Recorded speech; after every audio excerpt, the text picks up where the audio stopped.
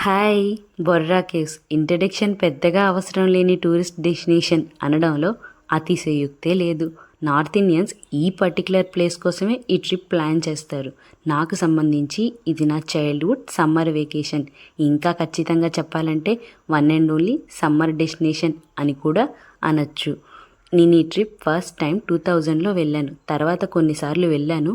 But కొన్ని years gap తర్వాత రీసెంట్గానే ఈ ట్రిప్ మేము ప్లాన్ చేసాం. మీరు కూడా నాలాగే 2000 లేదా ఎర్లీ 2000లో ఈ ట్రిప్ వెళ్ళి మళ్ళీ ఇప్పుడు వెళ్తే కొంచెం డిసప్పాయింట్ అవుతారేమో అని నాకు అనిపించింది. అప్పటికి ఇప్పటికీ అంతగా ఏం చేంజెస్ వచ్చాయి ఈ కేవ్స్లో అని అనుకుంటున్నారా? నాకు అనిపించిన కొన్ని చేంజెస్ ఈ వీడియోలో మీకు షేర్ చేస్తాను. అవి ఏంటంటే ఫస్ట్ వన్ వచ్చేసి అప్పట్లో ఇలా కలర్ఫుల్ లైట్స్ ఉండేవి కాదు. టూరిస్ట్ గైడ్ తనతో పాటు తీసుకొచ్చిన టార్చ్ లైట్ హెల్ప్తో మాత్రమే ఈ కేవ్స్ని ఎక్స్ప్లోర్ చేసేవాళ్ళం. అండ్ నేచురల్గా ఫామ్ అయిన గ్యాప్ ద్వారా వచ్చిన సన్లైట్స్తో ఈ టూర్ని ఈ కేవ్స్ని ఎక్స్ప్లోర్ చేసేవాళ్ళం. అప్పట్లో ఈ కేవ్స్ చాలా డార్క్గా ఉండేవి. అక్కడక్కడ ఫైర్స్ కూడా సెట్ చేసి ఉంచేవారు. ఈ ట్రిప్ మీరు కిడ్స్తో కనుక ప్లాన్ చేసినట్టయితే టాప్లో ఉన్న శివాలయాన్ని అవాయిడ్ చేయండి. ఎందుకంటే అక్కడ స్టెప్స్ చాలా స్పాయిల్ అయి ఉన్నాయి అండ్ రైలింగ్ కూడా స్పాయిల్ అయిపోయింది. ఆ స్టెప్స్కి సైడ్ బై ఉన్న ఏరియాని కిడ్స్తో పాటు మీరు ఎక్స్ప్లోర్ చేయొచ్చు. ఆ పర్టికులర్ ఏరియాలో 2 నేరో పాసేజెస్ ఉన్నాయి. వాటిలో పాస్ అయ్యి వెళ్ళినప్పుడు కిడ్స్ కొంచెం హ్యాపీగా ఫీల్ అవుతారు. అండ్ ఈ పర్టికులర్ కేవ్స్లో ఇంకా ఇంట్రెస్టింగ్ అనిపించే విషయాలు అప్పట్లో ఏంటంటే బర్డ్స్ చాలా ఎక్కువగా ఉండేవి. ఇప్పుడు బర్డ్స్ కొంచెం తగ్గాయి. అండ్ కేవ్స్కి ఇన్సైడ్ వెళ్తే ఒక పర్టికులర్ ప్లేస్లో ఆ బర్డ్స్ ఉన్నాయి ఇప్పటికీ కూడా. వాటి సౌండ్ నేను నా నెక్స్ట్ వీడియోలో వాయిస్ ఓవర్ లేకుండా అప్లోడ్ చేస్తాను.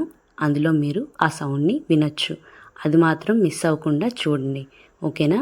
అలా మిస్ అవ్వకూడదంటే నా ఛానల్ని సబ్స్క్రైబ్ చేయాలి. మీకు చెప్పాను కదా, ఆ స్టెప్స్కి సైడ్ బై ఉన్న ఏరియాలో 2 నేరో పాసేజెస్ ఉన్నాయని. అందులో ఫస్ట్ వన్ వచ్చేసి ఇది. మీకు వీలైతే అక్కడ వాటర్ ఫ్లో అవుతుంటుంది స్టోన్స్ మీద, వాటిని టచ్ చేయొద్దు. అండ్ స్టోన్స్ని కూడా అన్నెసరీగా టచ్ చేయొద్దు. ఎందుకంటే అలా టచ్ చేయడం వల్ల స్టోన్ ఫార్మేషన్ స్లో అవుతుంది అన్నమాట. నాకు అనిపించిన సెకండ్ పాయింట్ కూడా ఇదే. అప్పట్లో ఫామ్ అయినంత ఫాస్ట్గా ఇప్పుడు ఈ స్టోన్ ఫార్మేషన్ అవ్వట్లేదేమో అని నాకు అనిపించేది. అంతే, ఇట్లా తిని చూడండి. అన్నెసెసరీగా అలా టచ్ చేయొద్దు. పాపం తెలియక చేసి ఉంటారు. ఇలా ఎవరికైనా తెలియక చేస్తే మాత్రం ప్లీజ్ అవాయిడ్ దిస్. మీవన్నీ మాకు తెలుసులే అమ్మా అని నన్ను తిట్టుకోకండి. ఇలా ఒకలో ఇద్దరు ఉంటారు కదా, వాళ్ళ కోసం. అయినా నేను కూడా ఈ విషయాన్ని ఈ ప్లేస్లో తెలుసుకోలేదు. నేను రెగ్యులర్గా ఉన్న వేరే కేవ్స్ని విజిట్ చేసినప్పుడు అక్కడ టూరిస్ట్ గైడ్ నాకు చెప్పారనమాట. అట్లా అన్నెసెసరీగా టచ్ చేయడం వల్ల ఫార్మేషన్ అనేది డిస్టర్బ్ అవుతుందని. నాకు అనిపించిన నెక్స్ట్ చేంజ్ వచ్చేసి వాటర్ ఫ్లో. అప్పట్లో వాటర్ ఫ్లో చాలా ఎక్కువ ప్లేసెస్లో ఉండేది. ఇప్పుడు అన్ని ప్లేసెస్లో లేదు. రీజన్ ఏంటో నాకు పర్టికులర్గా తెలియదు. బట్ వాటర్ డ్రాప్స్ కూడా అన్ని ప్లేసెస్లో పడట్లేదు. అప్పట్లో పడినన్ని ప్లేసెస్లో ఇప్పుడు పడట్లేదు అనమాట. Thank you for watching. Bye. Like the video please.